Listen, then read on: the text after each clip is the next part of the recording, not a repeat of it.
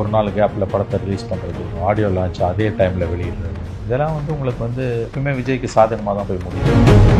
Audio launch 4:30 மணின்னு சொன்னால் இவங்க 3 மணிக்கு அவங்க தொலைக்காட்சியில் எடுத்து போகிறாங்க. பொதுவெளியில் இருக்கக்கூடிய விஷயங்களை வைத்து பார்த்தாலே இது என்ன மாதிரியான ஒரு செய்கை, விஜய் கட்சி ஆரம்பித்த பிறகு திமுக என்னெல்லாம் செய்யுது என்பது மக்கள் புரிந்து கொள்வார்கள். அதாவது நிலைமையின் தீவிரத்தன்மை அறியாமல் திமுக விளையாடி கொண்டிருக்கிறது. ஆல்ரெடி விஜயுடைய வாக்கு வங்கி என்பது கணிசமாக உயர்ந்து வருகிறது என்பதுதான் பலருடைய கருத்தாக இருக்கிறது. அவர் வெற்றி பெறுகிறாரோ இல்லையோ கண்டிப்பாக திமுகவுக்கு ஒரு பாதிப்பை ஏற்படுத்துவார் என்பதில் எந்த சந்தேகமும் வேண்டாம். இந்த கிரௌடு முன்னால் இவங்க யாரும் நிற்கணும், வேற யாரோடையும் ஒப்பிட முடியாத கிரௌடு. உங்களுக்கு விஜய் பிடிக்கலாம் பிடிக்காம போகலாம், விஜய்க்கு இருக்கக்கூடிய மாஸ் பேஸ்ன்றது நம்ப முடியாத அளவுக்கு இருக்குது. உடனே மலேசியாவில் அவ்வளோ பெரிய கிரௌடு அங்கே வந்து ஓட்டு போட்டுவாங்க. மலேசியா ரெக்கம்லாம் வந்து ஓட்டு போகிறது கிடையாது, ஆனால் ஓட்டு போடுற வாய்ப்புள்ள பல பேரும் அங்கே போயிருக்காங்க. அந்த கிரௌடு ஒரு பந்து அடிக்க மேலே பவுன்ஸ் ஆகும். இதை நன்றாக சம்பந்தப்பட்டவர்கள் புரிந்து கொள்ள வேண்டும். ஆனால் அவங்க வந்து ஒரு கனவுலகத்தில் வாழ்ந்துட்டு இருக்காங்க. திமுகவுடைய வெற்றிக்கு அவர் தடைக்கல்லாக இருப்பார், சிதைப்பார் வாக்குகளை. ஆனால் திமுக உண்மையிலேயே அஞ்சுகிறது அவர் தங்களுக்கு ஒரு பெரிய ஆபத்து என்று. விஜய் எது பண்ணாலும் இவங்களும் பண்ணுறாங்க. விஜய் ரோட் ஷோ பண்ணால் நீங்களும் ரோட் ஷோ பண்ணுறீங்க. பட் விஜய் ஃபேக்டரால்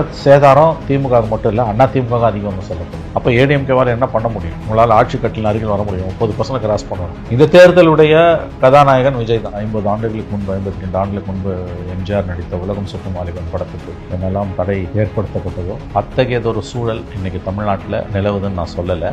பட் இப்படிப்பட்ட காரியங்கள் திமுகவுக்கு தேர்தல் நேரத்தில் கடும் நெருக்கடியை ஏற்படுத்தத்தான் செய்யும்.